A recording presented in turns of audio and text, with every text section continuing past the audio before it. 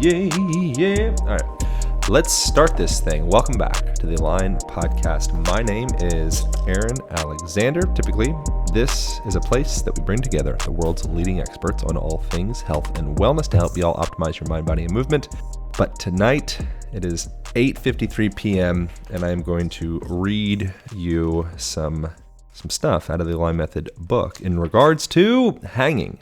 It is very simple to be mired by complex, expensive solutions to issues, big fancy machines and gizmos and whatnot.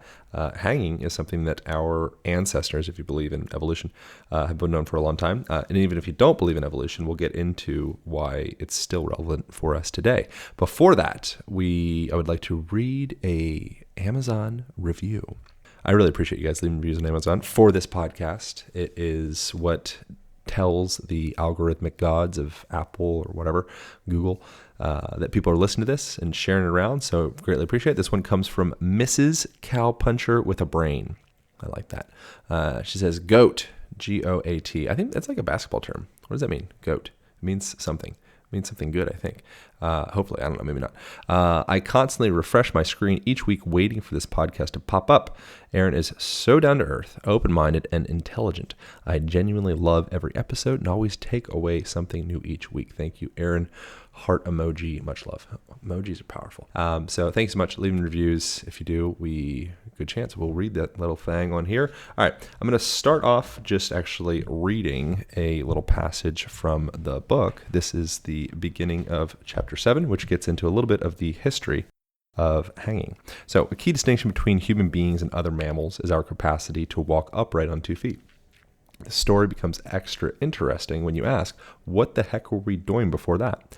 Our earliest ancestors are believed to have diverged from the common ancestors we share with chimpanzees between 6 and 13 million years ago. A frequently held belief is that climate change shifted our ape-like grandparents away from the safety of dwelling within the trees, covering much of Africa at the time, out into the savanna. Other researchers believe becoming bipedal helped our ancestors keep cool in the hot African sun. This would also explain why our ancestors lost the hair from most of their bodies, other than the parts that either help send olfactory smell signals to potential mates, like the genitals and armpits, or those that protect us from the sun, like the top of the head and eyebrows.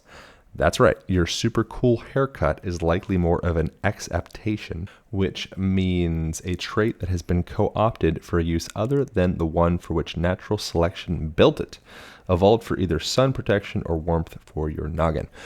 So that's pretty interesting, just the history or the idea that, first of all, that at some point perhaps your grandpa or grandma was a ape-like critter hanging out in trees. Could be very crazy. It's up to you, Adam and Eve, whatever you're into. Open to all things. Aliens, seems like pretty good potential as well. Watch Ancient Aliens. Man, highly recommend that. There is one episode in particular. Highly recommend you check out I think it's called The Underwater Worlds.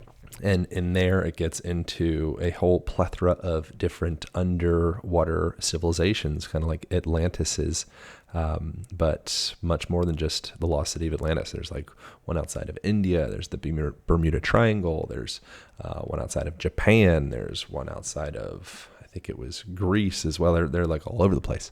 And the depths range from like 50 odd feet to like half a mile deep or 2,500 feet. And very fascinating. The technology that it would have taken to move those blocks and boulders and all that stuff is not that of just some hunter-gatherer, kind of the stories that we have of people.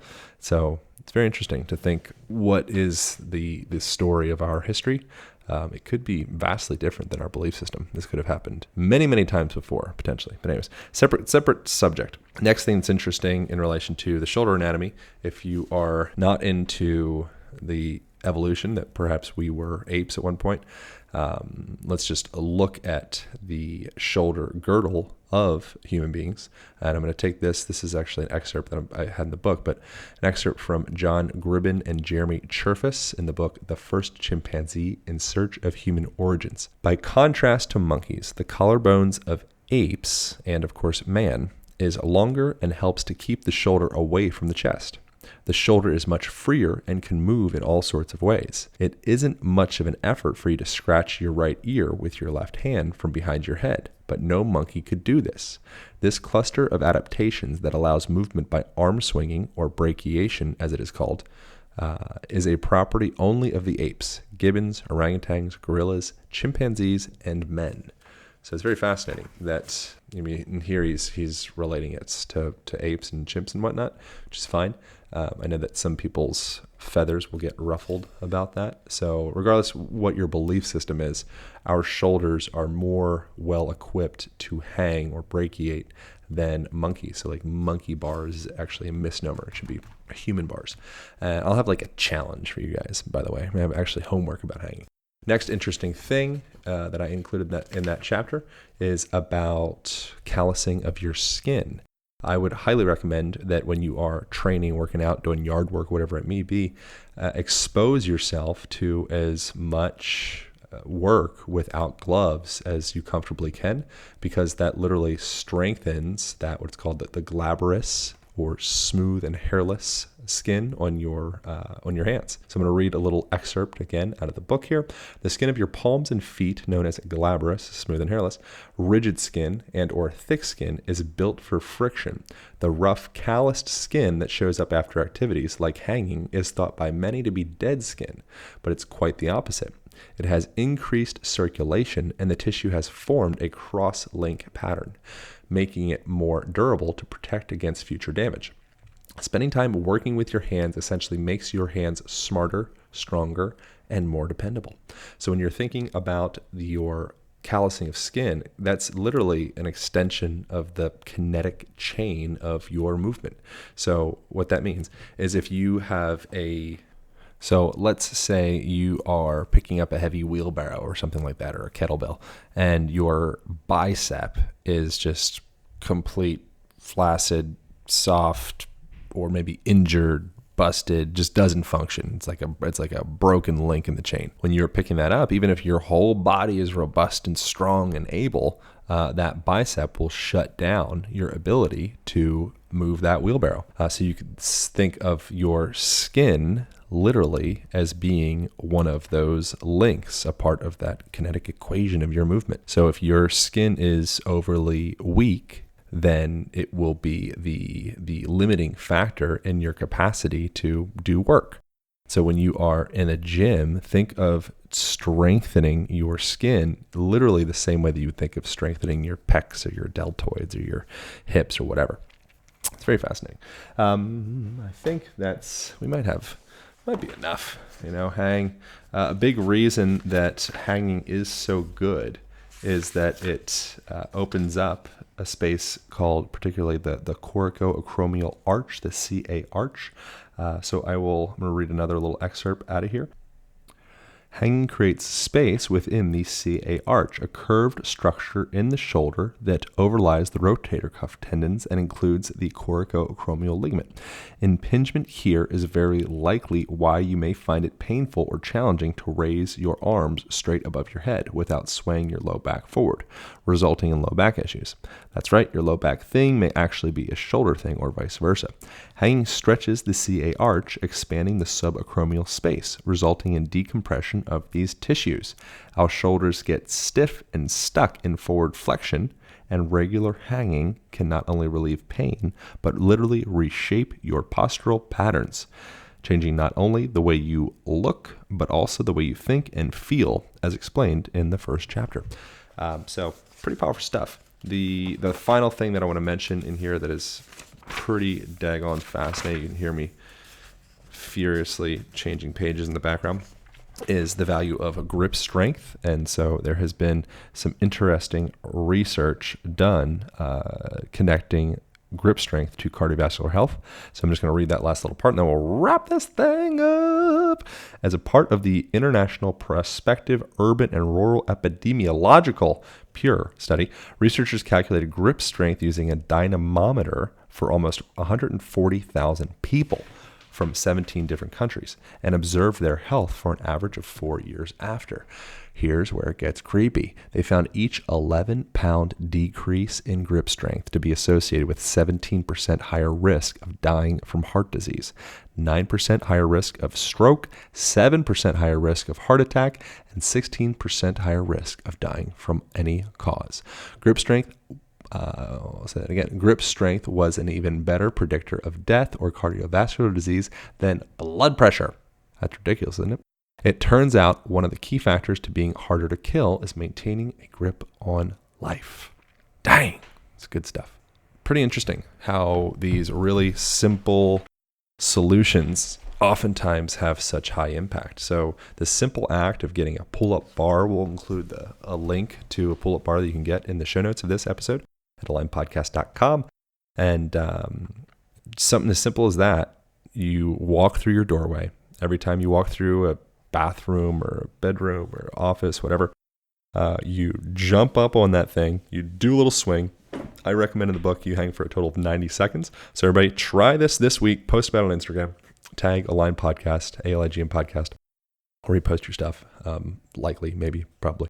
And just get yourself hanging 90 seconds. And during that time, you are strengthening your grip. You are strengthening the skin, creating that healthy, well-circulated, cross-linking pattern and that glabrous skin of yours on your hands.